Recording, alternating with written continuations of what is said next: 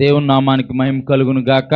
దేవుని యొక్క సన్నిధానికి వచ్చిన సంఘం అంతటికి కూడా లోకరక్షకుడైన యేసు ప్రభువారి పరిశుద్ధ నామమున అందరికీ వందనాలండి. దేవుడు మిమ్మల్ని దీవించును గాక.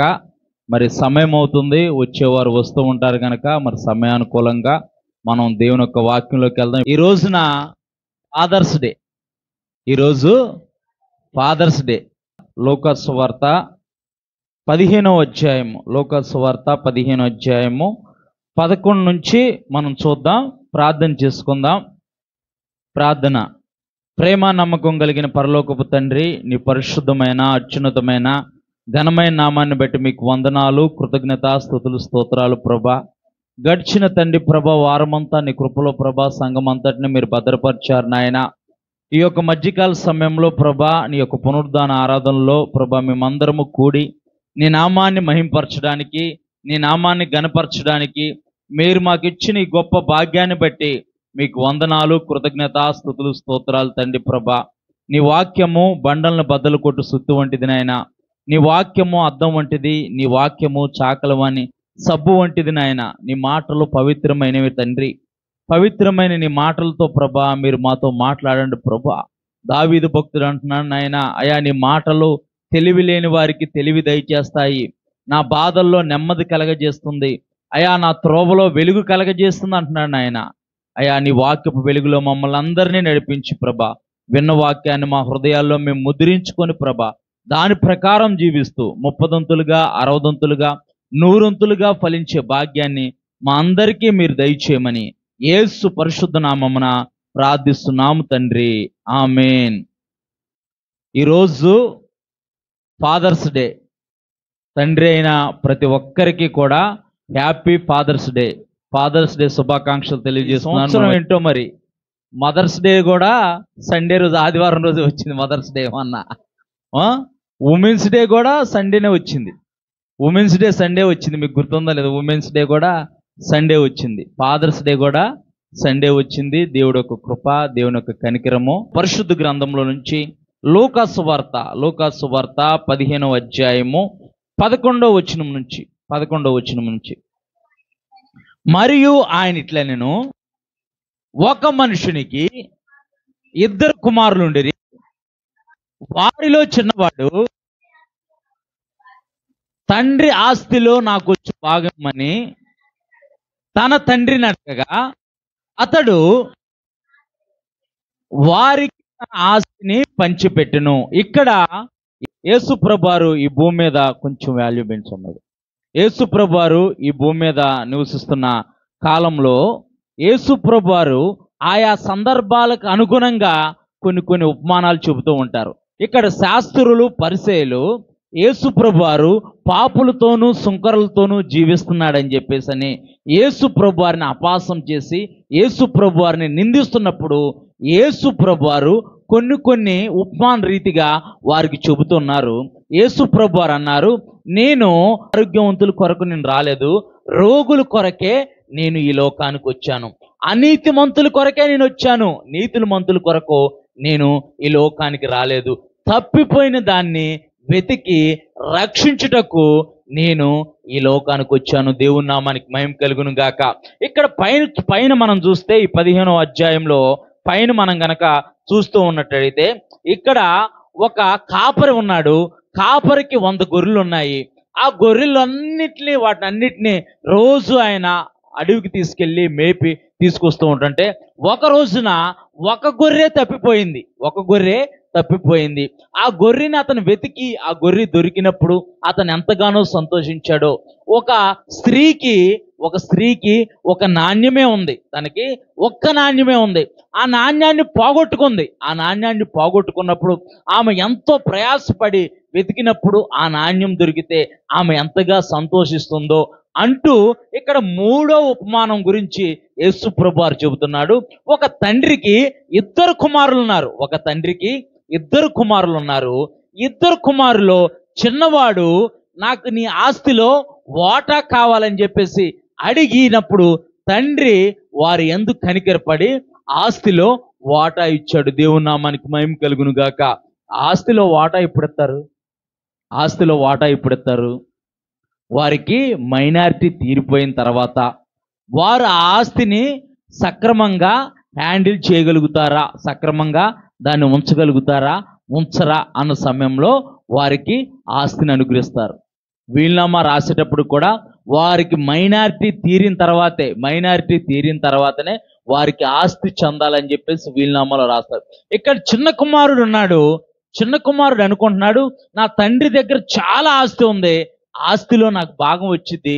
చుట్టుపక్కల ఉన్న వాళ్ళు, ఇరుగు పొరుగు వాళ్ళు అందరూ అంటున్నారు, ఒరే మీ తండ్రి చాలా గొప్పవాడు, మీ తండ్రి వద్ద నీకు వాటా వచ్చింది, నీ వాటా నువ్వు అడుక్కో, నీ వాటా నువ్వు తీసుకొని బాగా దాన్ని అనుభవించు అని చెప్పేసి పక్కన ఉన్న వాళ్ళు ఎవరైనా చెప్పారేమో, లేకపోతే ఆయన మనస్సులోనే అలాంటి ఆలోచన కలిగిందో మనకు తెలియదు. కానీ ఇక్కడ ఒక తండ్రికి 2 కుమారులు ఉన్నారు. చిన్న కుమారుడు అడుగుతున్నాడు తండ్రిని, చదువమ్మా. తండ్రి, ఆస్తిలో నాకొచ్చు భాగమిమ్మని తన తండ్రిని అడగగా అతడు తన ఆస్తిని పంచిపెట్టును. దేవుని నామానికి మహిమ కలుగును గాక. మన పరమ తండ్రి, భూమి ఆకాశములు సృష్టికర్త అయిన దేవుడు మనం అడగక మునిపే మనలని ఆయన పోలిక చొప్పున ఆయన స్వరూపమందు సృజించుకొని మనము త్రోవ తప్పిపోతే, మనము దేవునికి విరుద్ధంగా జీవిస్తే, మనము దేవునికి వ్యతిరేకంగా బతికితే మన కొరకు తన ప్రియకుమారుడైన యేసు ప్రభు వారిని ఈ లోకానికి పంపించి మనము చేసిన అపరాధముల కొరకు, మనము చేసిన పాపముల కొరకు, మనము చేసిన దోషముల కొరకు తన ప్రియకుమారుణ్ణి బలిగాను అర్పణగాను అర్పించి ఆయన చిందించిన పరిశుద్ధ రక్తం ద్వారా పాపులైన మనకి విడుదల విమోచన కలగజేసిన పరమ తండ్రి దేవుని నామానికి మహిమ కలుగును గాక. మనం అడగక మునిపే ఉచితమైన రక్షణను మనకు కలగజేశాడు. మనం అడగక మునిపే ఉచితంగా మనకు ఆరోగ్యాన్ని కలగజేశాడు, మనకు వస్త్రాలను అనుగ్రహించాడు, మనల్ని పోషిస్తున్నాడు, మనల్ని సంరక్షిస్తున్నాడు. మరి దేవుని యందు మనం భయభక్తులు నిలుపుతున్నామా? దేవుని యందు మన విశ్వాసులుగా మన విశ్వాసాన్ని మనం ప్రదర్శిస్తున్నామా? సమయం ఎంత అవుతుంది ఇప్పుడు? 12:30 అవుతుంది ఇప్పుడు సమయం. నేను పదే చెబుతున్నాను. నేను అంటే మీకు అనుగుణంగా మేము మారిపోతున్నాం, కానీ మాకు అనుగుణంగా మారట్లేదు. అంటే మనం దేవుని యొక్క దీవెనలు, దేవుని యొక్క ఆశీర్వాదాలు మనం ఎప్పుడు పొందుకుంటామనంటే దేవునికి మనం విధేయత చూపించినప్పుడే. దేవునికి విధేయత చూపించడం అంటే దేవునికి మనము లోబడినప్పుడే. ఎప్పుడైతే దేవుని మాటకు మనం లోబవుతామో, తల్లిదండ్రుల మాటకు లోబడితేనే తల్లిదండ్రులు ఏదైనా పిల్లలకి ఇవ్వగలుగుతారు. మాటకు లోబడలేదనుకో, నువ్వు నా మాట అంటలేదు, నేను నీకేమి కొనిపోయాను అంటారు. నువ్వు నా మాట అంటలేదు, నేను నీకేమి ఇవ్వను, నీకేమి కొనిపోయాను, నన్ను అడక్కో, నువ్వు మాట అంటాం నేర్చుకో ముందు, గౌరవించడం నేర్చుకో ముందు అని చెబుతాం, చెప్పమా పిల్లలకి. మరి దేవుడి మాటకు మనం లోబడకుండా మన ఇష్టానుసారంగా మనం బ్రతికితే, మనకు నచ్చినట్టు మనం జీవిస్తే దేవుని యొక్క దీవెనలు, దేవుని యొక్క ఆశీర్వాదాలు ఎలా మనం పొందుకుంటాము? ఇక్కడ ఒక తండ్రికి 2 కుమారులు ఉన్నాడు. చిన్న కుమారుడు అడుగుతున్నాడు, తండ్రి నీ ఆస్తిలో నాకు భాగం వచ్చింది కదా, నా భాగాన్ని నాకు ఇచ్చే అని చెప్పేసి తీసుకున్నాడు. చదువమ్మా, ముందు నుంచి చదువమ్మ ఒక్కసారి. వారిలో చిన్నవాడు, తండ్రి ఆస్తిలో నాకొచ్చు భాగమిమ్మని తన తండ్రిని అడగగా అతడు అసలు ఎంత ప్రేమగల తండ్రి అండి. నేను ఇవ్వనురా, నీకెందుకు ఇవ్వాలరా అని అడగచ్చు. నేను ఇవ్వను, నీకెందుకు ఇవ్వాలరా అని అడగచ్చు. నువ్వేమైనా సంపాదించావా? నీదా? నువ్వేమైనా కష్టపడ్డావా? అంటే తండ్రి ప్రేమ చూడండి, తండ్రి ప్రేమ చూడండి. మనము గడిచిన దినాల్లో తల్లి ప్రేమ గురించి కూడా మనం మాట్లాడుకున్నాం మదర్స్ డే రోజున. తండ్రి ప్రేమ చూడండి. కుమారుడు అడగంగానే నీ ఆస్తిలో నాకు భాగం వచ్చింది కదా తండ్రి, నా భాగం నాకు ఇచ్చేయమని చెప్పేసి అడగంగానే తండ్రి యొక్క రియాక్షన్ చూడండి, తండ్రి యొక్క ప్రేమను చూడండి. చదువమ్మా. తన తండ్రిని అడుగుగా తన ఆస్తిని వారికి పంచిపెట్టును. దేవుని నామానికి మహిమ కలుగును గాక. తండ్రి ప్రేమ అంత గొప్పది. తండ్రి ప్రేమ అంత గొప్పది. మరి లోకంలో ఉన్న తండ్రుల ప్రేమే అంత గొప్పదైతే మన కొరకు ప్రాణం పెట్టిన పరమ తండ్రి ప్రేమ ఎంత గొప్పది. దేవుని నామానికి మహిమ కలుగును గాక. తండ్రి ఆస్తిలో భాగం ఇచ్చాడు. మరి ఆ కుమారుడు ఆ ఆస్తిని తీసుకెళ్ళి ఎలాంటి జీవితాన్ని జీవించాడో ఆ యొక్క సారాంశం ద్వారా కొన్ని ఆత్మీయ సంబంధమైన పాఠాలు, ఆత్మ సంబంధమైన పాఠాలు మనం నేర్చుకుందాం. చదువమ్మా. కొన్ని దినములైన తర్వాత ఆ చిన్న కుమారుడు సమస్తం, అంటే ఆస్తిని అంతటిని కొన్ని దినాలు ఉన్నాడు, కొన్ని దినాలు తండ్రి దగ్గర ఉన్నాడు. మరి అప్పుడు వెళ్ళిపోతే బాగోదు కదా. కొన్ని దినాలు ఉన్నాడు, కొన్ని దినాలుండి ఓపిక పట్టాడు, సమయం కోసం ఓపిక పట్టాడు, అంతా సమకూర్చుకున్నాడు, డబ్బులు అన్నిటిని అమ్మేశాడు, మొత్తం అంతా అమ్మేశాడు, తనకిచ్చిన భాగం అంతటిని అమ్మేసి డబ్బు సంచి పట్టుకున్నాడు, మొత్తం సంచిలో వేసుకున్నాడు. ఇక సంచి పట్టుకొని ఇంకా కొన్ని దినాలు అయిన తర్వాత బయలుదేరాడు. చదువమ్మా. సమస్తమును కూర్చుకొని దూరదేశమునై ప్రయాణమైపోయి అచ్చట తన ఆస్తి దుర్వ్యాపారం వల్ల పాడు చేస్తున్నాం. ఒకసారి సామెతల గ్రంథము 29వ అధ్యాయం 3వ వచనం ఒకసారి చదువమ్మా. సామెతల గ్రంథము 29వ అధ్యాయం 3వ వచనం. జ్ఞానమును ప్రేమించువాడు తన తండ్రిని సంతోషపరచును. చదువు తర్వాత వచ్చిన కూడా చదువు. వేశ్యలతో సాంగత్యం చేయవాడు అతని ఆస్తిని పాడు చేయును. జ్ఞానం గలవాడు తన తండ్రిని సంతోషపరచును. వేశ్యలతో సాంగత్యం చేయవాడు తన ఆస్తిని పాడు చేయు. దుర్వ్యాపారము, జూదమాడటానికి, తాగటానికి, వేసుల వెంట తిరగటానికి, మరి కష్టపడి సంపాదించలేదు కదా. పిల్లలకి మనం నేర్పించాల్సింది ఏంటంటే ఈ కాలంలో, ఈ జనరేషన్లో విలువలు నేర్పించాలి. విలువలు కలిగిన వాళ్ళుగా పిల్లలు జీవించట్లేదు. తల్లిదండ్రుల మాట వినని తరం ఒకటి మొదలైందని పరిశుద్ధ గ్రంథమైన బైబిల్లో ఎప్పుడో రాయబడి ఉంది. ఇప్పుడు ఎవరో చాలామంది నేను చూస్తూ ఉంటున్నాను, తల్లిదండ్రుల మాట వింటలేదు. తల్లిదండ్రుల మాట వినని తరం ఒకటి బయలుదేరింది. ఈ దినాల్లో తల్లిదండ్రుల మాట వింటలేదు. నువ్వు నాకు చెప్పేదేంటి అంటున్నారు. నువ్వు నాకు చెప్పేదేంటి? నువ్వు చెబితే నేను వినాలా? వాళ్ళ వయసులో 1% కూడా ఉండదు వాళ్ళ వయసు. నేను చూస్తున్నాను చాలామంది పిల్లల్ని నేను చూస్తున్నాను, తల్లిదండ్రులు తల గోడకేసుకొని బాదుకుంటున్నారు. ఏదో సామెత ఉండిద్ది అనమాట, మొక్క అయినప్పుడు అంటే మొక్క అంటే చిన్నగా ఉన్నప్పుడు వంగంది, మానైన తర్వాత వంగిద్దా? చిన్నతనం నుంచే దేవుని యందు భయభక్తుల్లో పిల్లల్ని పెంచాలి. దేవుని భయం ఉండాలి, తల్లిదండ్రుల భయం ఉండాలి, పెద్దల భయం కూడా ఉండాలి. మా చిన్నతనంలో మేము ఎక్కడైనా ఎవరైనా పెద్దోళ్ళు కనపడితే మీ ఇంటి దగ్గర చదువుతున్నాను, ఇక్కడేం చేస్తున్నావు అని అంటే మాకు భయం, తెగ భయం వేసేసేది. ఇంటికి వెళ్ళాలంటే భయం వేసేది. చెప్పేవాళ్ళు కాదు, ఉత్తికినే పిల్లలు ఎక్కడెక్కడో తిరుగుతున్నారని చెప్పేసానని ఆడుకోవడానికి వచ్చామని చెప్పి కనపడితే ఇక్కడ ఏం చేస్తున్నారు అంటే ఆడుకోవడానికి వచ్చామా ఎక్కడికనంటే ఇక్కడ దాకా రావాలి ఆడుకోవడానికి, మన ఇంటి దగ్గర ఆడుకోవద్దా? చెబుతా, నాకు మీ నాన్నకు చెబుతాను, మీ అమ్మకి చెబుతానంటే మాకు విపరీతమైన భయం వేసేది. ఇంటికి వెళ్ళాలంటే భయం వేసేది, వణుక్కుంటూ వెళ్ళేవాళ్ళం భయం. ఇప్పుడు పిల్లలు ఎవరికి భయం లేదు. అరే ఇది తప్పురా బాబు అని అంటే నువ్వు నాకు చెప్పేది ఏంటి అంటున్నారు. ఇది తప్పురా బాబు అంటే నువ్వు నాకు చెప్పేదేంటి? మళ్ళీ వాళ్ళ తల్లిదండ్రులు కూడా ఎలా ఉన్నారని అంటే మా పిల్లలే దొరికారా మిమ్మల్ని మీరు అంటానికి? మా పిల్లల్ని అనాలా మీరు? మా పిల్లలే దొరికారా? ఇప్పుడు తెలియదు, ఇప్పుడు తెలియదు. విలువలు నేర్పించకపోతే వాడికి చదువు రాకపోయినా పర్లా, వారు ప్రయోజకుడు కాకపోయినా పర్లేదు, విలువలు కలిగిన మనిషిగా జీవిస్తే చాలు. దేవుని నామానికి మహిమ కలుగును గాక. విలువలు నేర్పాలి. దేవుడంటే భయం కలిగి ఉండాలి, తల్లిదండ్రులంటే భయం కలిగి ఉండాలి, పెద్దలంటే గౌరవం కలిగి ఉండాలి. ఇవేమీ లేకుండా ఇష్టానుసారమైన జీవితాన్ని జీవిస్తూ ఉన్నాడు అనుకో, వాడికి ఏది మంచో, ఏది తప్పో, ఏది ఒప్పో తెలియదు. ఏదో ఒక ఉపద్రవాన్ని ఇంటి మీదకి తీసుకొస్తాడు. అప్పుడు తల నోరు మొత్తుకున్నా సరే, తలబట్టుకొని బాదుకున్నా సరే ప్రయోజనం ఉండదు. మన పిల్లలకు మనం విలువలు నేర్పేవారిగా ఉండాలి. అదే వచ్చిన చదువమ్మ సామెతలు 29:3 జ్ఞానమును ప్రేమించువాడు తన తండ్రిని సంతోషపరచును, వేశ్యలతో సాంగత్యం చేయవాడు అతని ఆస్తిని పాడు చేయను. ఇతడి యొక్క కుమారుడు ఏం చేస్తున్నాడు, చిన్న కుమారుడు ఏం చేస్తున్నాడో చూద్దాం ఒకసారి. చదువమ్మా.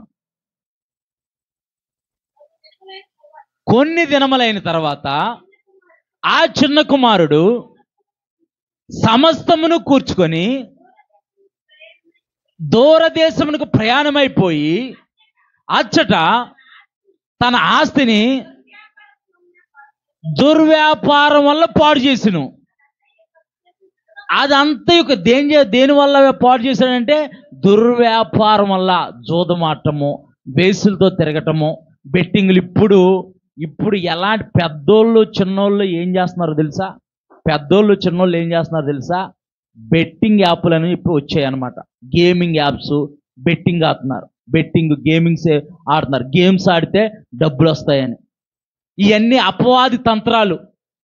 మొన్న ఒక తెలిసిన ఒక సచివాలయం సెక్రటరీ గారు, తెలిసిన సహోదరులు, మా సహోదరులు ఆత్మీయులు, ఆయన చెబుతున్నారు, ఇక్కడే దగ్గరలో ఎక్కడోనంట, భీమవరం సైడ్ ఒక ఆయనంట, ఆయన రాత్రి బెట్టింగ్ వేసాడు. ఇప్పుడు పింఛన్ డబ్బులు వచ్చినాయి, పింఛన్ డబ్బులు అన్నీ పెట్టుకొని బెట్టింగ్ వేసాడు. బెట్టింగ్ అయితే రాత్రి డబ్బులు పోయినాయి. పారిపోయాడు. మరి తెల్లారితే వాళ్ళకి పింఛన్ ఇవ్వాలి. పారిపోతే మళ్ళీ పోలీసులు పట్టుకొని వచ్చి కౌన్సిలింగ్ చేశారు అతన్ని. దుర్వ్యాపారంలో మరణం కలదు. మన జీవితం కొరకు మనం కష్టపడాలి, మనం కష్టపడి పనిచేయాలి. మన కుటుంబం కొరకు మనం కష్టపడి పనిచేయాలి. దుర్వ్యాపారము అక్రమంగా చేసేది, అక్రమంగా సంపాదించేది. అక్రమంగా సంపాదించింది వచ్చింది ఉండిద్దా? అక్రమంగానే సంపాదించింది అక్రమంగానే పోయిద్ది. ఎంతోమంది అక్రమంగా సంపాదిస్తున్నారు, కోట్లు గడిస్తున్నారు. వారిని చూస్తున్నారు, వాళ్ళకున్న ధనాన్ని చూస్తున్నారు, కానీ వారి జీవితాలను ఎవరూ చూడట్లేదు. వారి జీవితాలను చూస్తే వారి జీవితాల్లో ఎలాంటి వెలుతులు ఉన్నాయో, వారి జీవితాలు ఎలాంటి దౌర్భాగ్యమైన స్థితిలో ఉన్నాయో కనబడుతూ ఉంటాయి. నేను చాలామంది జీవితాలని నేను చూశాను. ధనికులైన వారి జీవితాలను చూశాను. అక్రమంగా డబ్బు సంపాదించే వారి జీవితాలను చూశాను. నేను చిన్నప్పుడు ఒక కిరాణా షాపులో గుమ్మస్తాగా పనిచేసేవాడిని. అనమాట. వారు అక్రమంగా సంపాదించేవాళ్ళు అనమాట. ఇప్పుడు ఒక రకం బియ్యం అడుగుతారు. ఒక రకం బియ్యం అడిగితే ఆ రకం బియ్యం మా దగ్గర ఉండవు. ఈ బియ్యం ఆ బియ్యం కలిపి ఆ రకం బియ్యంగా అమ్మేస్తారు. అర్థమైందా మీకు? ఒక రకం బియ్యం అడుగుతారు. అది పిఎల్ ఉన్నాయని అడిగారు అనుకోండి, పిఎల్ బియ్యం కావాలి. పిఎల్ బియ్యం అక్కడ లేవు. వేరే బియ్యం ఈ బియ్యం కలిపేసి ఇదే పిఎల్ బియ్యం అని అమ్ముతారు. మరి అది అక్రమేం కదా? అది అక్రమే. వేసుకో లాభం, నువ్వు కష్టపడడానికి కొంచెం లాభం వేసుకో. ఇప్పుడు కూడా ఒకప్పుడు కిరాణా కొట్లు అక్కడక్కడ ఉండే. ఇప్పుడు ప్రతి ఒక్కరూ వ్యాపారం చేసేద్దామని ప్రతి ఒక్కరూ కిరాణా కొట్లు పెట్టేస్తున్నారు. ఎవడ వ్యాపారం చేస్తాడు? వ్యాపార సామర్థ్యం ఉన్నోడే వ్యాపారం చేయాలి. అందరూ వ్యాపారం చేద్దాం అనుకుంటే కొనేవాడు ఎవడో? అందరూ వ్యాపారం అడుగడుక్కి కొట్టే. మళ్ళీ అలా. ఇప్పుడు నేను ఒక విషయం చెబుతాను. పైడిపర్రులో మా ఇంటి దగ్గర పైడిపర్రులో సొసైటీ రోడ్లో ఒక వస్తువు, ఈ బ్యాటరీ 15 రూపాయలు అనుకుందాం. ఈ బ్యాటరీ 15 రూపాయలు అనుకుందాం. సొసైటీ రోడ్డు దగ్గర ఈ బ్యాటరీ 17 రూపాయలకు అమ్ముతారు. అదే సోనీ విజన్ దగ్గరికి వెళ్ళాననుకో, వాడు 14 రూపాయలకి ఇస్తాడు. నిజం. వాడు ఎప్పటి నుంచో చేస్తున్నాడు వ్యాపారం. వాడికి తెలుసు వ్యాపారం చేయటం, ఎంత లాభం వేసుకోవాలి, ఎంత వేసుకోవాలని వాడికి తెలుసు. వీళ్ళకి తెలియదు. వీళ్ళకి తెలియపోగా లాభం వేసుకోవాలి, ఎంత వేసుకోవాలి, దానికి ఎంత పర్సంటేజో అంతే వేసుకోవాలి. నేను జిఆర్ఎన్ ఆఫీసర్గా పనిచేశాను డిమార్ట్లో. నాకు తెలుసు ఒక వస్తువు ఎంత మార్జిన్కి వస్తుందో తెలుసు. కానీ డిమార్ట్ అంత మార్జిన్కి అది కొంచెం వేసుకునేది, కొంచెం పర్సంటేజ్ వేసుకొని దాన్ని అమ్మిద్ది. ఇంకా అవసరమైతే దాన్ని తగ్గించి వెండర్ దగ్గర కొని ఇంకా తక్కువకి అమ్మటానికి ప్రయత్నం చేసింది. అది వ్యాపారం అంటే. నువ్వు ఉన్నదానికన్నా ఎక్కువ వేసుకుంటే అక్రమంగా సంపాదించినట్టు కదా. ఇక్కడ చిన్న కుమారుడు దుర్వ్యాపారం చేశాడు, జోదం ఆడాడు, ఇంకా వేసులతో సాంగత్యం చేశాడు. రకరకాల బెట్టింగ్ యాప్లు, బోల్డ్ అన్ని బెట్టింగ్ యాప్లు వచ్చేస్తున్నాయి. మొన్న కూడా సోషల్ మీడియాలో ఆ బెట్టింగ్ యాప్లు ప్రమోట్ చేసే వాళ్ళందరినీ జైల్లో వేయాలని చెప్పేసి ప్రచారం నడిచింది. అంటే పిల్లలను చూస్తే కనుక ప్రతి ఒక్కడు గేమ్ ఆడుకుంటూ ఈ బెట్టింగ్ యాప్లు ఆడుకుంటూ, పిల్లలేంటి పెద్దోళ్ళు కూడా. ఎందుకంటే రాత్రికి రాత్రే డబ్బులు సంపాదించాలి, రాత్రికి రాత్రే ధనవంతులు అవడం, రాత్రికి రాత్రే డబ్బులు సంపాదించే వాళ్ళు ఎవరు. అది దుర్వ్యాపారము. మన పిల్లల్ని మనం కనిపెడుతూ ఉండాలి, మన పిల్లల్ని మనం చూస్తూ ఉండాలి. వాళ్ళు ఏం చేస్తున్నారు, వాళ్ళు ఎలా నడుస్తున్నారు, వాళ్ళు ఎలా జీవిస్తున్నారు, మనం కనిపెడుతూ ఉండాలి. చదువమ్మ, ఒకసారి చదువమ్మ. దుర్వ్యాపారం వల్ల పాడు చేసిను, మొత్తం అయిపోయిందంట. మొత్తం ఆ ఆస్తిలో భాగం వచ్చింది, ఆస్తిలో భాగం అంతా సమకూర్చుకున్నాడు, అమ్మేశాడు, ఆ డబ్బులు పట్టుకున్నాడు, వేరే ప్రాంతం వెళ్ళిపోయాడు. మరి ఎక్కడుంటే ఖర్చు పెట్టినవాడు కదా, ఎక్కడుంటే తండ్రి ఖర్చు పెట్టినవాడు అని చెప్పేసి వేరే ప్రాంతం వెళ్ళిపోయాడు.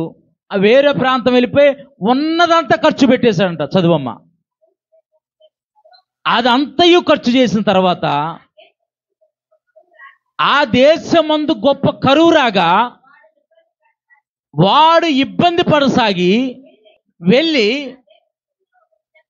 ఆ దేశస్తుల్లో ఒకని చెంత చేరును. ఇక్కడ ఏం చేస్తున్నాడంటే చిన్న కుమారుడు ఆ దేశంలోకి వెళ్ళాడు, ఆ దేశంలో ఆ డబ్బులంతా ఖర్చు చేశాడు.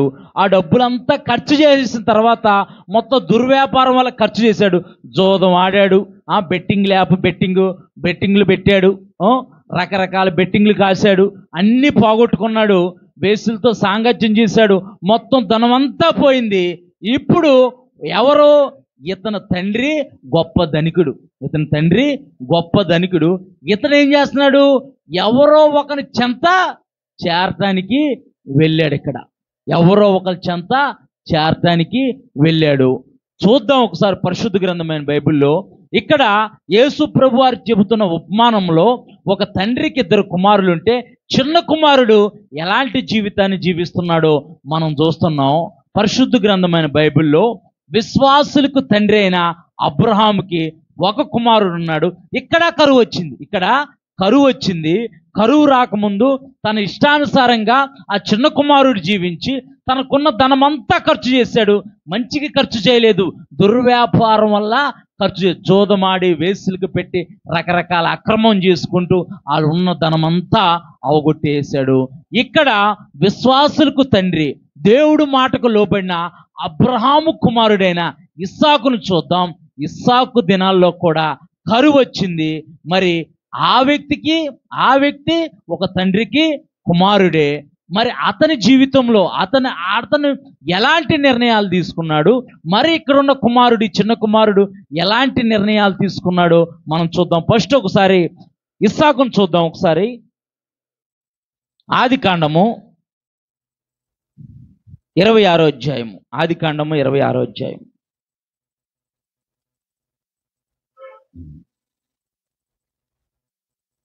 చదువమ్మా. అబ్రహాము దినముల్లో కూడా కరువు వచ్చిందంట. అబ్రహాము దినముల్లో కరువు వచ్చింది. ఆ కరువు కాకుండా మరి ఒక కరువు ఆ దేశంలో వచ్చెను. అప్పుడు ఇస్సాకు గెరారు ప్రాంతంలో, గెరారులోనున్న ఫిలిస్తీనీ రాజు అయిన అబీమెలెకు వద్దకు వెళ్ళాను. అక్కడ యెహోవా అతని, ఇక్కడ ఇస్సాకు అబ్రహాము కుమారుడైన ఇస్సాకు అబ్రహాము దినముల్లో వచ్చిన కరువు కంటే మరింత కరువు వచ్చిందంట. అంటే అబ్రహాం ఇచ్చినంత ఆస్తి అంతా అయిపోయినట్టేగా. అబ్రహాం ఇచ్చిన ఆస్తి అంతా అయిపోయింది. అక్కడ ఆ చిన్న కుమారుడేమో తండ్రి దగ్గర ఆస్తి తీసుకొని మొత్తం దుర్వ్యాపారం వల్ల పాడు చేసుకొని ఆ కరువు దినాల్లో ఒకని చెంత చేరాడు. ఇక్కడ దేవుణ్ణి ఎరిగిన ఇస్సాకు, దేవుని భయం కలిగిన ఇస్సాకు, దేవుడి మాటకు లోబడే ఇస్సాకు ఏం చేస్తున్నాడో మనం చూద్దాం. అబ్రహాము దినముల్లో వచ్చిన కరువు కంటే మరొక భయంకరమైన కరువు వచ్చింది. ఇస్సాకు గెరారు ప్రాంతంలో అబీమెలెకు రాజ్యంలో ఉన్నాడు. ఆ ప్రాంతాన్ని విడిచిపెట్టేసి ఇస్సాకు వెళ్ళిపోదాం అనుకుంటున్నాడు. ఇది కరువు వచ్చింది, ఈ ప్రాంతం వదిలేసి నేను వెళ్ళిపోవాలని చెప్పేసి అనే అతను ఇస్సాకు ఆ ప్రాంతాన్ని వదిలి వెళ్ళిపోవాలనుకుంటున్నాడు. మనం పరిశుద్ధ గ్రంథమైన బైబిల్లో మనం చూస్తే కనుక నయోమి బెత్లెహేంలో కరువు వచ్చిందని మోయాబు దేశానికి వెళ్ళి సమస్తాన్ని పోగొట్టుకొని మళ్ళీ దేవుని దగ్గరకు వస్తే కోల్పోయిన దానికి దేవుడు రెట్టింపు ఆశీర్వాదం దయచేశాడు. మన జీవితాలు విసిగిపోతున్నామని, మనం కరువు దినాల్లో ఉన్నామని, మన పరిస్థితి ఏది బాగలేదనని, మనకేది కలిసి రావట్లేదనని దేవుని యొక్క సన్నిధికి దూరం అవ్వకూడదు. నేను హైదరాబాదులో పడిన కష్టాలు ఇన్ని కష్టాలు కాదు. హైదరాబాదులో ఎంత లగ్జరీ లైఫ్ అనిపించానో, చాలా లగ్జరీ లైఫ్ అనిపించా. హైదరాబాదులో నచ్చింది కొనుక్కునేవాడిని, నచ్చినట్టు జీవించేవాడిని, నచ్చినట్టు బ్రతికేవాడిని, ఉద్యోగం చేసేవాడిని. ఏం చేయాలి? డబ్బంతా మ్యారేజ్ అవ్వలేదు, అప్పుడు ఏం చేయాలి? నచ్చినట్టు జీవించేవాడిని, నచ్చినది కొనుక్కునేవాడిని, నచ్చినట్టు బ్రతికేవాడిని.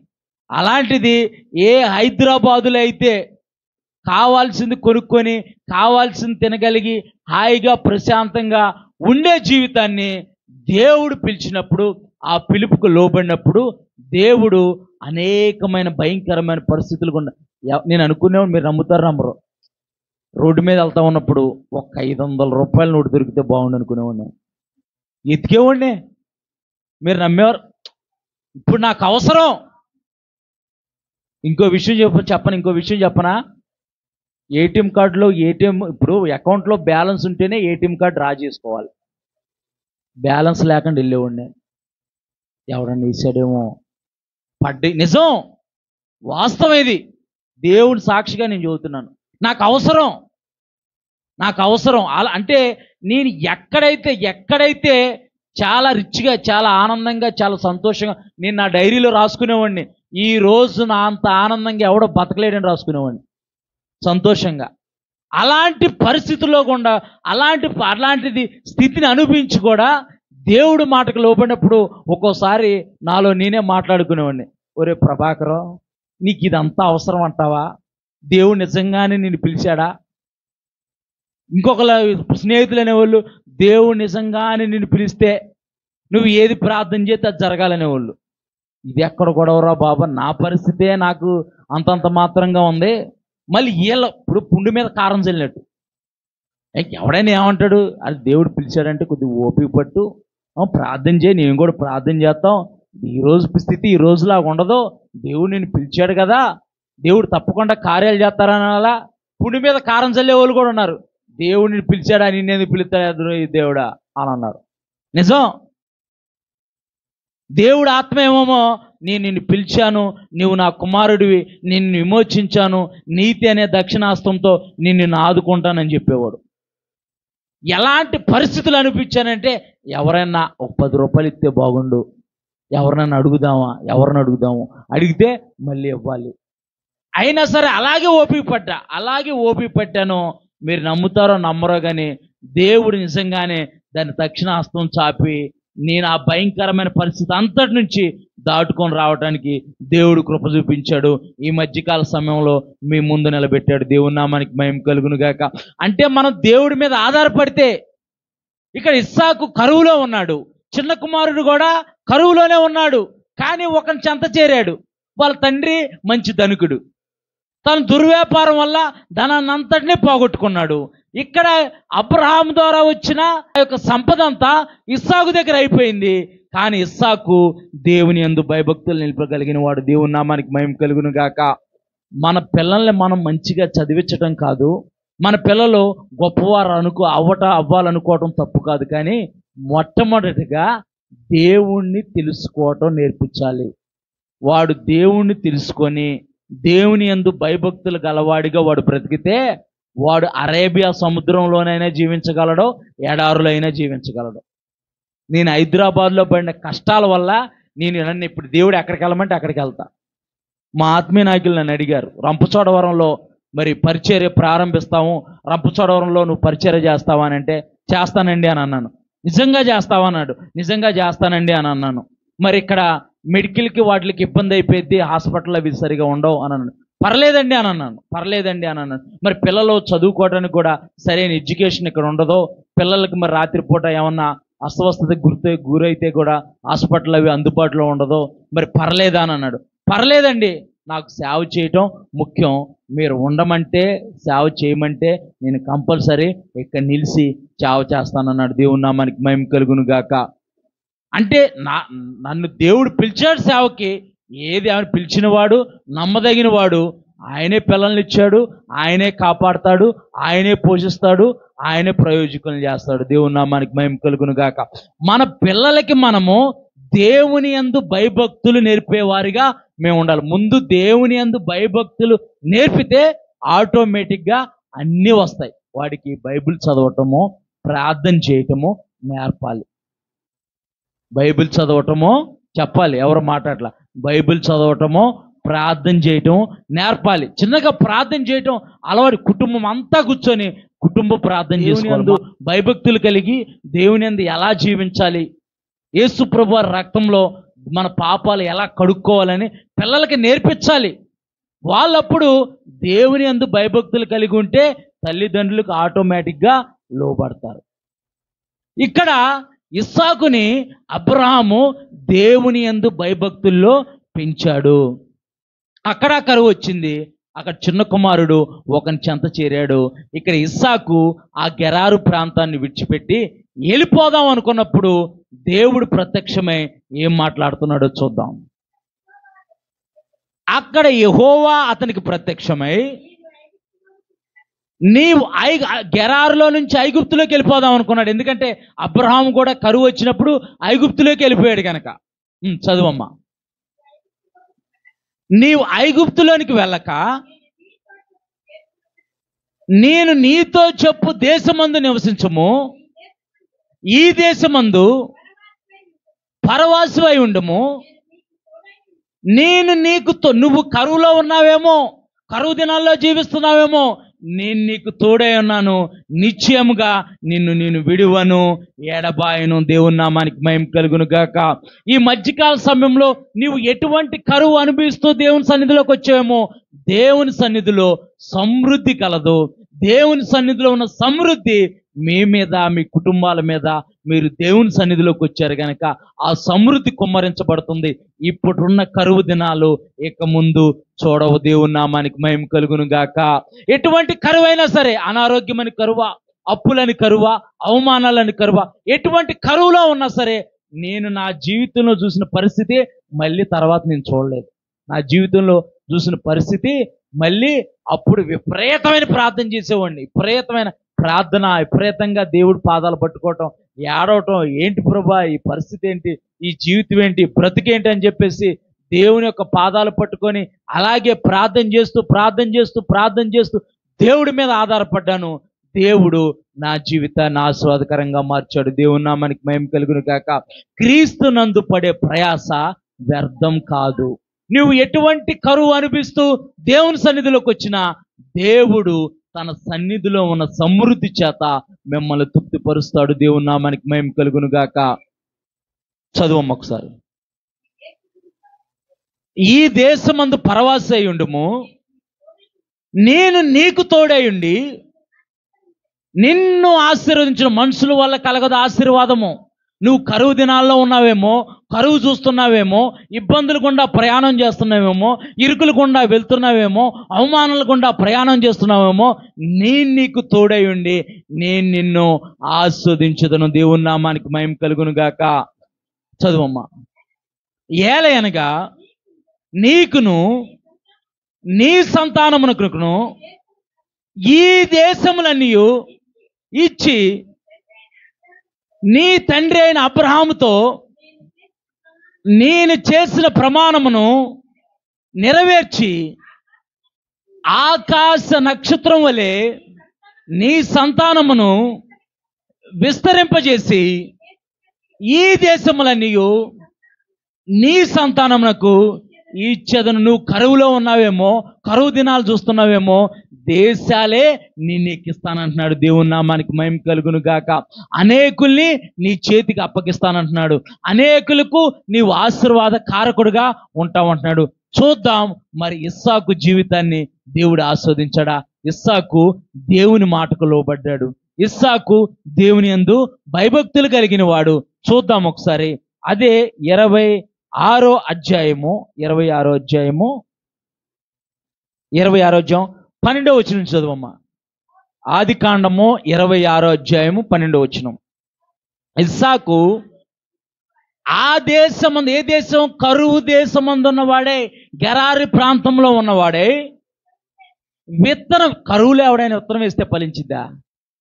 కరువులో విత్తనం వేస్తే ఫలించిద్దా?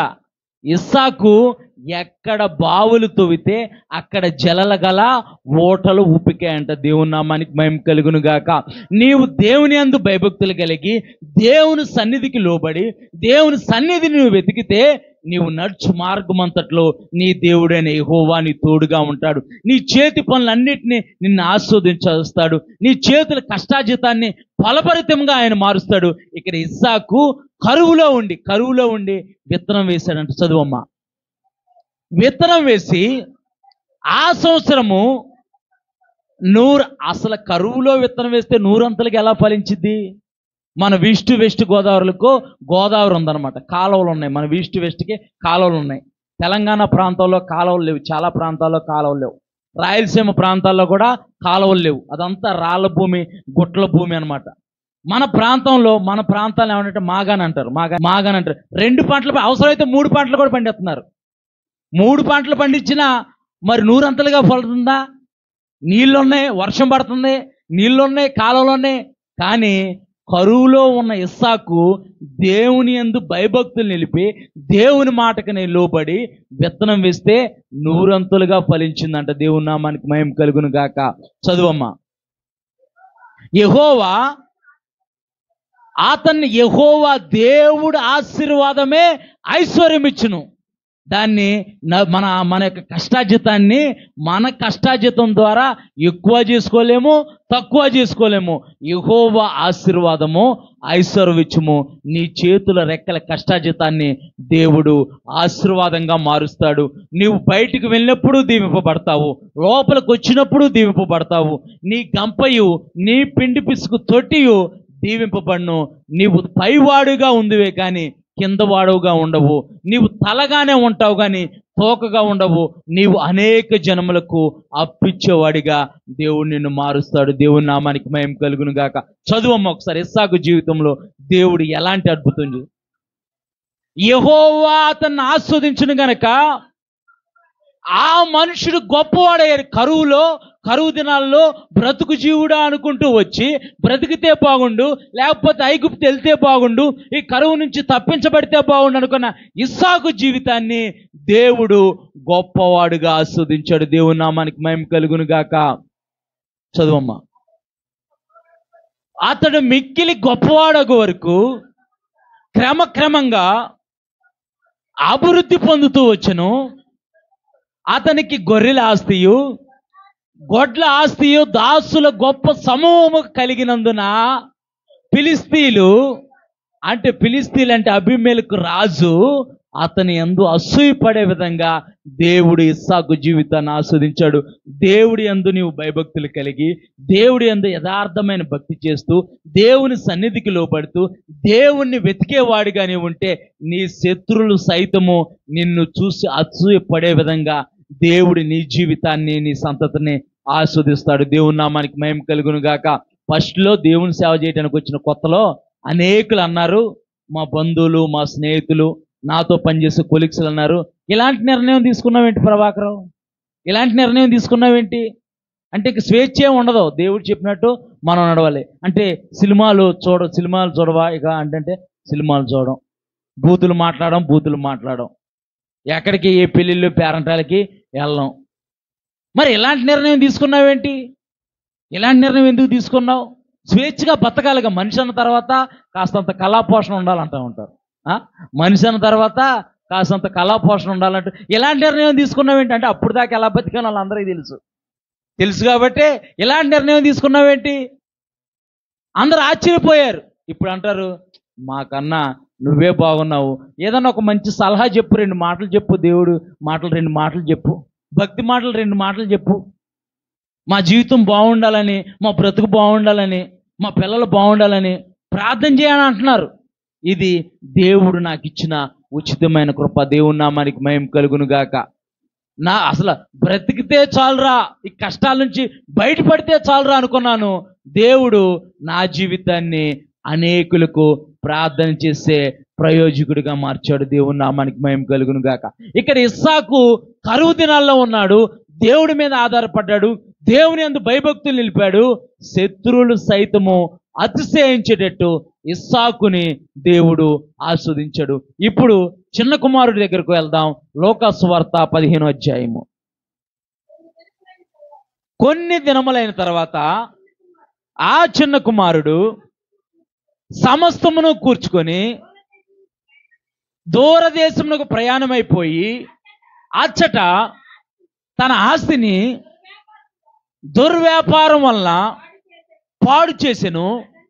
అదంతయు ఖర్చు చేసిన తర్వాత ఆ దేశమందు గొప్ప కరువు రాగా వాడు ఇబ్బంది పడసాగి వెళ్ళి ఆ దేశస్తుల్లో ఒకని చెంత చేరి, అతడు ఎక్కడ చేరాడంట? పందులు మేపే దగ్గర చేరాడంట. ఎక్కడ చేరాడు? పందులు. ఇంకేం చేస్తాడు మరి? ఉన్నదంతా బాగొట్టుకున్నాడు. దేవుడు మనకి ఆయుష్ ఇచ్చినప్పుడే, దేవుడు మనకు ఆరోగ్యం ఇచ్చినప్పుడే, దేవుడు మనకు బలం ఇచ్చినప్పుడే మనం దేవుణ్ణి వెతికేవారిగా ఉండాలి. ఇక్కడ ఈ చిన్న కుమారుడు ఎవరి చెంత చేరాడంటే పందులు మేపే వాని చెంత చేరాడు. అక్కడ ఇస్సాకేమో దేవుని చెంత చేరాడు, దేవుని మాటకు లోబడ్డాడు. ఈయన తండ్రి మాటను ధిక్కరించి తండ్రి దగ్గర ఆస్తిని తీసుకొని దుర్వ్యాపారం వల్ల దాన్ని పోగొట్టుకొని ఎవడి చెంత చేరాడంటే పందులు మేపి. అసలు దొరక ఎవడో దొరకలే, ఎవడో పెట్టుకోలేదేమో. నేను అనుకుంటా ఉంటాను, ఎవడో పెట్టుకోలేదాన్ని, వీడి వల్ల ప్రయోజనం ఏమీ లేదనుకున్నారు ఎవరు కూడా. అనవసరం వీడికి ఉద్యోగం ఇచ్చి అనవసరం అనుకున్నారేమో. ఇంక వీడు అడిగి ఎవరి దగ్గర చెంత చేరాడంటే పందులు మేపే వాని చెంత చేరాడు. వాడేమన్నాడు? నువ్వు పందులు మేపు అని అన్నాడు. వాడేమన్నాడు? చదువు ఒకసారి. అతడు పందులు మేపుటకు తన పొలంలోనికి వాణ్ణి పంపెను. అంటే పందులు మేపే జీతగాడుగా కుదిరాడండి. ఆయన ఉద్యోగం సంపాదించాడు ఎట్టోగట్టాగా. మంచి రాజభోగం అనిపించే స్థితి నుంచి ఎక్కడికి పడిపోయాడు? పందులు మేపే స్థితికి పడిపోయాడు. మన జీవితము మనము దేవుని దగ్గర ఉంటేనే మనము ఆస్వాదింపబడతాము. దేవుని సన్నిధిలో ఉంటేనే మనం ఆస్వాదింపబడతాము. దేవుని సన్నిధి కాదని మనం దేవుని సన్నిధికి దూరం అయిపోయామో మన జీవితము పతనమైపోతున్నట్టే. ఇక్కడ పందులు మేపే వాని చెంత చేరాడు, పందులు మేపటానికి జీతం ఒప్పుకున్నాడు. చదువమ్మా. అతడు పందులు మేపుటకు తన పొలంలోనికి వాని పంపెను. వాడు పందులు తిని పొట్టుతో ఇంకా తినటానికి ఏమీ లేదు, తినటానికి ఏమీ దొరకట్లేదు. పందులు మేపే పొట్టు తినే పరిస్థితికి అతడు వచ్చాడు. మంచి రాజభోగం అనిపిస్తూ మంచి నచ్చిన వంటకం వండించుకొని తినే స్థాయి దగ్గర నుంచి ఎక్కడికి పడిపోయాడంటే పందులు పొట్టు తినే స్థాయికి. ఆ పందులు పొట్టు తింటే ఆ పందులు కూడా నెట్టేతనే. ఆ పందులు కూడా నెట్టి, మా పొట్టు తింటున్నావేరా, నువ్వు మా పొట్టు తింటున్నావే, మాకు సరిపోదురు అని చెప్పేసి ఆ పందులు కూడా నెట్టేతనే. చివరికి వాడి పరిస్థితి ఎలా అయిపోయిందని అంటే అప్పుడు వాడికి బుద్ధి వచ్చిందంట. సామెతల గ్రంథము 29వ అధ్యాయము 3వ వచనము, జ్ఞానము గల కుమారుడు, జ్ఞానమును ప్రేమించువాడు తన తండ్రిని, అంటే జ్ఞానము గల కుమారుడు తన తండ్రిని సంతోషపరచును. వేశ్యలతో సాంగత్యం చేయువాడు అతని ఆస్తి అంతా పోగొట్టుకున్నాడు, పందులు పొట్టు తినే పరిస్థితి కంటే దిగజారిపోయిన స్థితిలోకి వచ్చేసాడు. దేవుణ్ణి నమ్ముకోండి బాబు, దేవుణ్ణి తెలుసుకోండి, దేవుని సన్నిధికి రండి అంటే చాలామంది తునీకరిస్తున్నారు. దేవుడు లేదు, దెయ్యం లేదు అంటున్నారు. దెయ్యాలే దేవుడు ఉన్నాడని నమ్మి వణుకుతున్నాయని దేవుని ఒక వాక్యం చెబుతుంది. మనుషులు వనకట్లా, మనుషులకు భయం లేదు.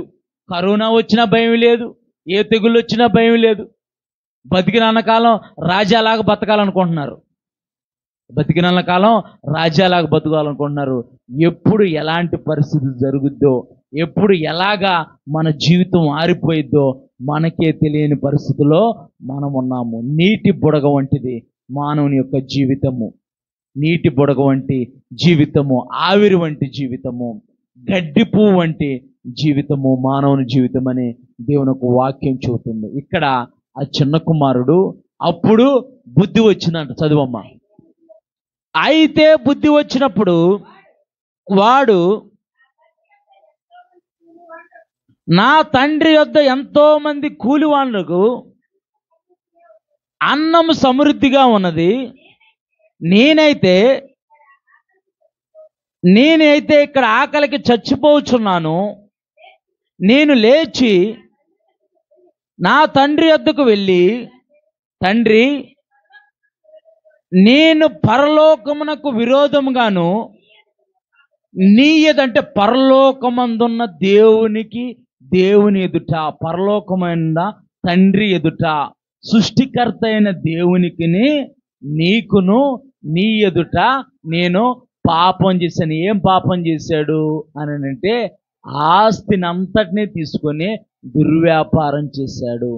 తండ్రి మాటను వినలేదు. ఒకసారి చూద్దాం పరిశుద్ధ గ్రంథమైన బైబిల్లో నుంచి సామెతల గ్రంథము 28వ అధ్యాయము 7వ వచనం. ఉపదేశమును అంగీకరించు కుమారుడు బుద్ధి గలవాడు, తుంటల సహవాసం చేయవాడు తన తండ్రికి అపకీర్తి. ఏం చేశాడు? అపకీర్తి తెచ్చాడు.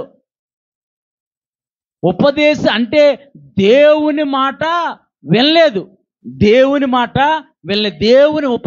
యొక్క వాక్యాన్ని, దేవుడి యొక్క కట్టలను తునీకరించి తనకు నచ్చినట్టు తను బ్రతకడం మొదలుపెట్టాడు. అప్పుడు బుద్ధి వచ్చి అనుకుంటున్నాడు, నేను నీ ఎదుట పరలోకమందున్న తండ్రి ఎదుట, పరలోకమందున్న దేవుని ఎదుట నేను పాపం చేశాను. ఇక మీదట నీ కుమారుడని అనిపించుకొనుటకు యోగ్యుని కాను. అంతా అయిపోయిన తర్వాత అప్పటికైనా బుద్ధి వచ్చింది. కొంతమందికి అప్పుడు కూడా బుద్ధి రాదు. ఐసీయూలో పెట్టేసి, ముక్కుల్లో పైపులు పెట్టేసి, ఊపిరాడిన పరిస్థితిలో కూడా దేవుణ్ణి తెలుసుకోనని, ఇప్పటికైనా నీ పాపాలు ఒప్పుకో, ఇప్పటికైనా రక్షణ పొందుకోనంటే అంటూ ఉంటారు.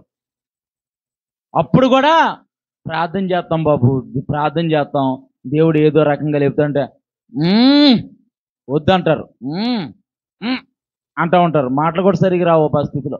చాలా ఇప్పుడు లేవలేని పరిస్థితిలో ఉండి చావు బతుకుల మధ్య ఉంటే ప్రార్థన చేస్తానంటే ప్రార్థన చేయించుకోవడానికి ఏం మాయరోగం?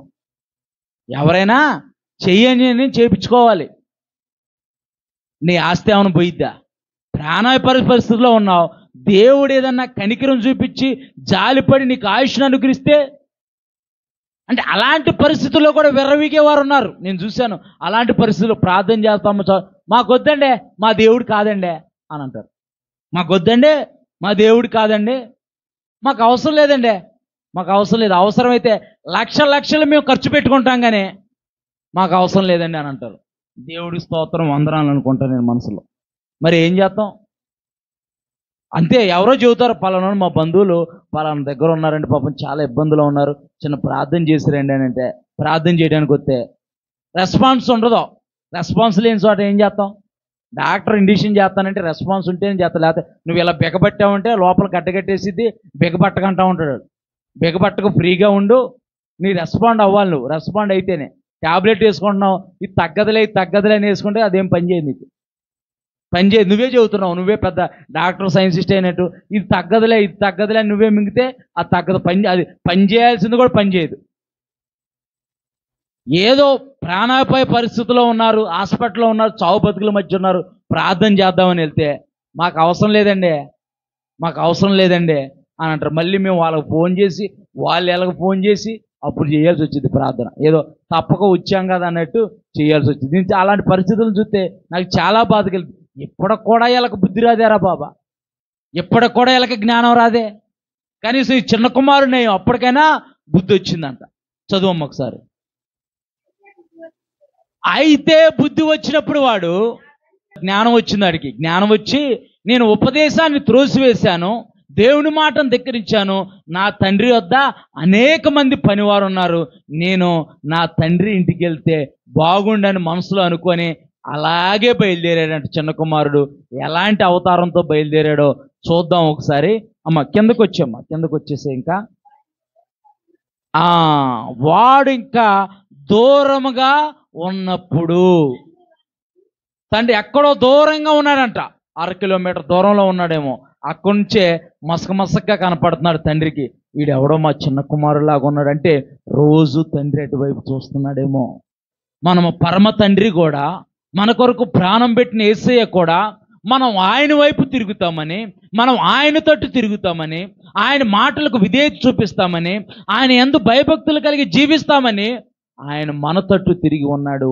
మనము ఆయన తట్టు తిరిగేవారిగా మనం ఉండాలి. ఇక్కడ చిన్న కుమారుడు అక్కడ దూరంగా ఉండి వస్తున్నాడు, దూరంగా ఉండి తండ్రి చూస్తున్నాడు. తండ్రి వాడిని చూచి కనికెరపడి, ఎంత కనికరం తండ్రిది!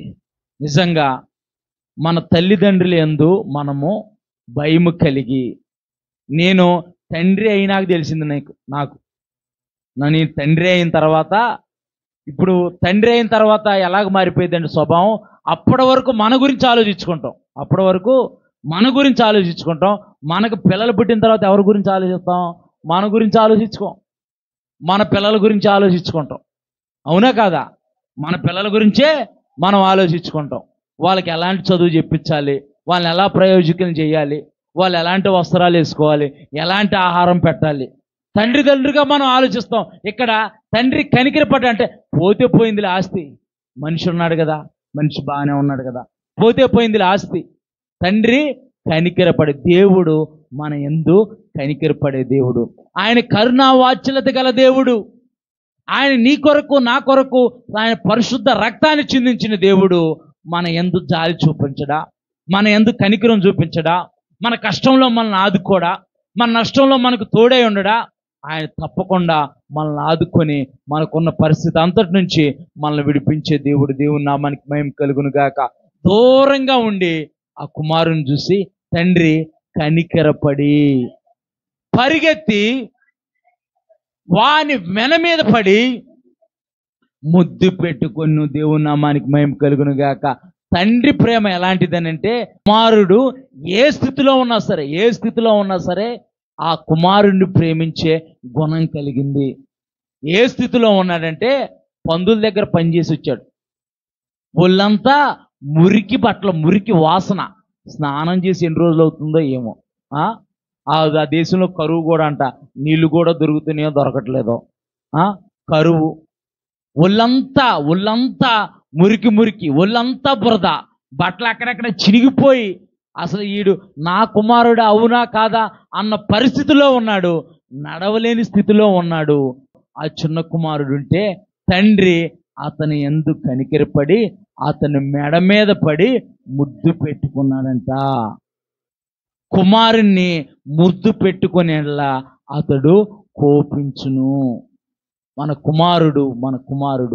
కుమారుణ్ణి ముద్దు పెట్టుకునేలా అతడు కోపించును. నీ కొరకు నా కొరకు మానవ కుమారుడిగా వచ్చిన యేసు ప్రభుని మనం ముద్దు పెట్టుకోవటం అంటే ఆయన యందు మనం విశ్వాసం ఉంచటమే. ఆయన యందు విశ్వాసం ఉంచిన వారిని ఆయన త్రోసివేసే దేవుడు కాదు. ఆయన వద్దకు వచ్చిన వారిని ఆయన ఏమాత్రము తునీకరించే దేవుడు కాదు. మనము ఆయన్ని నమ్మకమునిపే, మనము నమ్మదగని వారైనప్పటికీ కూడా ఆయన మనల్ని నమ్మి మన కొరకు ఆయన పరిశుద్ధమైన రక్తాన్నే చిందించి పాపం నుంచి మనల్ని విమోచించాడు. ఈ తండ్రి పరిగెత్తుకుంటూ వెళ్ళి ఆ కుమారుణ్ణి కౌగిలించుకొని మెడ మీద పడి ముద్దు పెట్టుకొని, అప్పుడు ఆ కుమారుడు అతనితో, తండ్రి, నేను పరలోకమునకు విరోధముగాను నీ ఎదుట పాపం చేసి తిని, ఇక మీదట నీ కుమారునని అనిపించుకొనుటకు నేను యోగ్యుని కానెను. అయితే తండ్రి తన దాసులను చూచి రక్షణ వస్త్రాలు, దేవుడు మనకు రక్షణ వస్త్రాలను అనుగ్రహించాడు. ఆ రక్షణ వస్త్రాలని మనం పోగొట్టుకునే వారిగా మనం ఉండకూడదు. ఇతడు మురికి బట్టలతో ఉన్నాడు.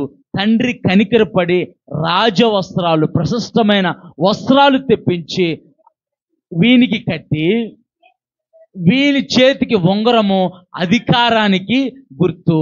ఆయన మనల్ని రాజముద్ర గల ఉంగరంగా చేస్తానంటున్నాడు. దేవుని నామానికి మహిమ కలుగును గాక. ఉంగరము అధికారానికి గుర్తు. పూర్వము రాజులు ఏదైనా ఒక లెటర్ రాపించినప్పుడు, ఏదైనా ఒక లేఖ రాపించినప్పుడు వాళ్ళకి సిగ్నేచర్ ఎలా అంటే రాజు ఉంగరంతో ఇలాగ సీలేస్తాడు, దాని మీద ముద్ర వేస్తాడు. ఇది రాజు యొక్క ముద్ర అని చెప్పేసి మనము అహరోషు రాజు అంటే ఎస్తేరు గ్రంథంలో మనము చూడగలుగుతాం. అది ఇక్కడ ఉంగరము అధికారానికి గుర్తు. కోల్పోయిన దానికి దేవుడు మళ్ళీ తన కుమారుణ్ణి చేర్చుకున్నాడు. ఇక్కడ తండ్రి తన కుమారుణ్ణి చేర్చుకున్నాడు. తండ్రి మన ఎడల జాలి పడినట్లు మన ఎడల దేవుడు ఆ వచనం చూద్దాం ఒకసారి. ఆ వచనం చూద్దాం. 103వ కీర్తన ఒకసారి చదవమ్మా. 103వ కీర్తన 13వ వచనం. తండ్రి తన కుమారు ఎడల జాలి పడినట్లు యెహోవా తన యందు భయభక్తులు గలవాడి ఎల్లా జాలిపడును. మన యందు జాలిపడే దేవుడు మనకున్నాడు. మన యందు కనికరపడే దేవుడు మనకున్నాడు. నీ పరిస్థితిని చూసి నువ్వు దిగులు చెందకు, నీ స్థితిని చూసి నువ్వు భయపడకు. ఇక్కడ కుమారుడు, చిన్న కుమారుడు తప్పిపోయి మళ్ళీ తన తండ్రి వద్దకు వచ్చినట్టుగా నీవు ఏ స్థితిలో ఉన్నా సరే, నీవు దేవుని వద్దకు వస్తే, దేవుని సన్నిధిలోకి వస్తే, దేవుని తట్టు నీవు తిరిగితే, అక్కడ కుమారుడు రావటం వల్ల సంతోషం కలిగి అక్కడ తండ్రి విందు చేయటం ప్రారంభించాడు. నీవు నేను ఆయన తట్టు తిరిగితే, నీవు నేను ఆయన యందు భయభక్తులు నిలిపితే, ఆయన మన యందు సంతోషపడి మనకున్న స్థితి అంతటిని మార్చివేసి, మనం ఎటువంటి కష్టంలో ఉన్నా, ఎటువంటి నష్టంలో ఉన్నా, ఎటువంటి స్థితిలో ఉన్నా సరే, ఆ స్థితి అంతటినీ మార్చి మనల్ని సంతోషంతో నింపే దేవుడు. దేవుడి నామానికి మహిమ కలుగును గాక. అందుకతడు పెద్ద కుమారుడు అంటున్నాడు, నీ చిన్న కుమారుడు రాగానే వాడు తప్పిపోయి దుర్వ్యాపారం చేసి ఆస్తిని అంతటినీ పోగొట్టుకొని వచ్చాడు, నీవు వాడిని ప్రేమిస్తున్నావా అని అంటే, తండ్రి ఇక్కడ అంటున్నాడు, అందుకతడు, కుమారుడా, నువ్వు ఎల్లప్పుడూ నాతోనే ఉన్నావు, నావన్నీ నీవి, మనం సంతోషపడి ఆనందించుట యుక్తమే. ఈ నీ తమ్ముడు చనిపోయి తిరిగి బ్రతికెను అంటే తప్పిపోయి దొరికాడు. నువ్వు ఏ స్థితిలో తప్పిపోయి ఉన్నా సరే, నువ్వు ఎటువంటి పరిస్థితిలో తప్పిపోయి ఉన్నా సరే, ఈ మధ్యకాల సమయంలో దేవుని తట్టు తిరిగితే తప్పిపోయిన కుమారుణ్ణి తండ్రి చేర్చుకున్నట్లుగా మనల్ని దేవుడు చేర్చుకోవడానికి ఆతురత పడుతున్నాడు. నీవు దేవుని తట్టు తిరిగితే ఆయన నీ తట్టు తిరుగుతాడు. తండ్రి ప్రేమ ఎంత గొప్పది. తప్పిపోయిన కుమారుణ్ణే చేర్చుకున్నాడు మన పరమ తండ్రి. మనం ఎటువంటి పరిస్థితి గుండా వెళ్తున్నా సరే, నీవు దేవుని మీద ఆధారపడితే, దేవుని మీద ఆనుకుంటే, ఇక్కడ 2 కుమారులను చూసాము. ఆ తండ్రికి 2 కుమారులు ఉన్నాడు. ఆ చిన్న కుమారుడు దుర్వ్యాపారం వల్ల ఆస్తిని పోగొట్టుకొని మళ్ళీ తిరిగి తండ్రి వద్దకు చేర్చబడ్డాడు. ఇంకో కుమారుని చూసాము, అబ్రహాము కుమారుడైన ఇస్సాకుని కరువులో ఎలా దేవుని యందు భయభక్తులు కలిగి జీవిస్తే దేవుడు ఇస్సాకును ఆస్వాదించాడో, ఈ మధ్యకాల సమయంలో మనము కూడా దేవుని యందు భయభక్తులు కలిగి, దేవుని యందు నమ్మిక కలిగి మనం జీవిస్తూ, మన పిల్లలను కూడా దేవుని యందు భయభక్తులు గలవారుగా పెంచే విధంగా మన జీవితాలు ఉండాలని ఆశిస్తూ ఈ కొద్ది మాటలు ముగిస్తున్నాను. దేవుడు అటువంటి కృప మనకి అనుగ్రహించును గాక. ఆమేన్. మరొకసారి మీ అందరికీ కూడా హ్యాపీ ఫాదర్స్ డే. తండ్రి అయిన వారు ప్రతి ఒక్కరికి కూడా హ్యాపీ ఫాదర్స్ డే. దేవుడు మీకు మంచి ఆరోగ్యాన్ని, మంచి బలాన్ని, మంచి శక్తిని ఇచ్చును గాక. మీ ప్రయాణాల్లో, మీ పనుల్లో దేవుడు మీకు తోడుగా ఉండి మిమ్మల్ని ఆస్వాదించును గాక. ఆమేన్. పరిశుద్ధుడా, వందనాలు వందనాలు, స్తోత్రం తండ్రి. గొప్ప దేవుడా నీకు వందనాలు. కనికర పూర్ణుడా నీకు వందనాలు ప్రభా. నాయన ప్రభా, అయా ప్రారంభ ప్రార్థన నుంచి నీ కృప నుంచి ప్రభా, ఆయా పాటల ద్వారా మీరు మహిమ పొందారు. అలాగే తండ్రి ప్రభా, వాక్య పరిచర్యలో మీరు తోడుగా ఉండి ప్రభా, నీ వాక్యం ద్వారా మా అందరితో మీరు మాట్లాడారు నాయన. వచ్చిన ప్రతి బిడ్డను మీరు జ్ఞాపకం ఉంచుకోండి ప్రభా. ప్రతి కుటుంబాన్ని మీరు దీవించి ఆస్వాదించండి. నీ కృపలో వర్ధిల్లింప చేయండి ప్రభా. ఆయన తప్పిపోయిన కుమారుడు ప్రభా మళ్ళీ తిరిగి వచ్చినట్టుగా అయా మేము నీ తట్టు తిరిగి ప్రభా, నీ దీవెనలు, నీ ఆశీర్వాదాలు మేము పొందుకునే వారిగా మా జీవితాలు ప్రభా అయా మీరు ఆస్వాదించండి ప్రభా. కరువు దినాల్లో ప్రభా మరి తండ్రి ప్రభా, ఆ తప్పిపోయిన కుమారుడు దుర్వ్యాపారం వల్ల ప్రభా సమస్తాన్ని పోగొట్టుకుని ప్రభా కరువులో భయంకరమైన స్థితిని అనుభవించాడు నాయన. అయా ఇస్సాకైతే మాత్రం నీ యందు భయభక్తులు కలిగి ప్రభా అయా నీ యొక్క సన్నిధిలో అయా నీ మాటకు లోబడి ప్రభా కరువులో ప్రభా అత్యధికంగా అభివృద్ధి చెందాడు ప్రభా. అయా మేము ఎటువంటి కరువులో ఉన్నా, ఎటువంటి స్థితిలో ఉన్నా ప్రభా, మా స్థితిని ప్రభా మీరు మార్చగల సమర్థుడు ప్రభా. మా సమస్య కంటే మీరు గొప్పవాడు ప్రభా. నాయన మేము బిడ్డలందరినీ మీరు జ్ఞాపకం ఉంచుకోండి. వారు ఏ పరిస్థితిలో ఉన్నా, ఏ కరువులో ఉన్నా, ఏ స్థితిలో ఉన్నా, ఏ బలహీనమైన పరిస్థితిలో ఉన్నా ప్రభా, వారి పరిస్థితి నుంచి వారికి విడుదల దయచేయండి. నిశ్చయంగా వారికి విడుదల కలుగును గాక, నిశ్చయంగా సంతోషం కలుగును గాక, నిశ్చయంగా అభివృద్ధి కలుగును గాక, నిశ్చయంగా ఆశీర్వాదం కలుగును గాక. బలహీనంగా ఉంటున్న వారి జ్ఞాపకం ఉంచుకొని నీ గాయపడిన హస్తంతో వారిని ముట్టండి ప్రభా, స్వస్థపరచండి. నీవు పొందిన దెబ్బల చేత పరిపూర్ణమైన స్వస్థత కలుగుతుంది నాయన. యెహోవా రాఫా మీరు ముట్టండి, వారికి విడుదల దయచేయండి ప్రభా. అయా వారి యొక్క ప్రయాణాల్లో, వారు చేస్తున్న పనుల్లో, వ్యాపారాల్లో రాకపోకలేదు మీరు తోడుగా ఉండండి ప్రభా. మరి నూతన విద్యా సంవత్సరం ప్రారంభం అవుతుంది నాయన. పిల్లల ప్రభా మరి రేపటి నుంచి స్కూల్కి వెళ్తుండగా వారు రాకపోకలేదు మీరు తోడుగా ఉండండి. మీ సన్నిధిని ఉంచండి, మీ కాపుదలను ఉంచండి. వారు మంచి ప్రయోజకులు అవుదురుగాక నాయన. అయా వారు చదువుకున్న చదువులో మీరు తోడుగా ఉండి జ్ఞానాన్ని దయచేయండి ప్రభా. మీరు కృప చూపించి జరుగుతున్న ఈ పరిచర్యను ప్రభా మీరు ఆస్వాదకరంగా మీరు మార్చి కూడి వచ్చిన ప్రతి కుటుంబాన్ని ప్రభా పేరు పేరున మీరు దీవించి ఆస్వాదించి నీ కృపలో వర్ధిల్లింప చేయమని యేసు పరిశుద్ధ నామమున ప్రార్థిస్తున్నాము తండ్రి. ఆమేన్. ఇప్పుడు మన పరమ తండ్రి అయిన దేవుని ప్రేమ, ఆయన ప్రియకుమారుడైన యేసుక్రీస్తు వారి కృప, పరిశుద్ధాత్మ సహవాసము సన్నిధి మనకును లోకంలో ఉన్న పరిశుద్ధులందరికను ఆయన రాకడ పర్యంతరము తోడై ఉండి నడిపించును గాక. ఆమేన్, ఆమేన్, ఆమేన్. కూడి వచ్చిన మీ అందరికీ కూడా మరొకసారి లోకరక్షకుడైన యేసు ప్రభువారి పరిశుద్ధ నామమున అందరికీ వందనాలు. అలాగే హ్యాపీ ఫాదర్స్ డే. తండ్రులైన ప్రతి ఒక్కరికి కూడా ఫాదర్స్ డే శుభాకాంక్షలు తెలియజేస్తున్నాను. దేవుడు మీకు ఆరోగ్యము, బలము, శక్తి, సామర్థ్యం ఇచ్చి కుటుంబాన్ని నడిపించే జ్ఞానము, అభిషేకం మీకు ఇచ్చి అనేకులు ఎదుట మిమ్మల్ని గొప్ప చేయునుగాక. ఆమేన్, ఆమేన్, ఆమేన్.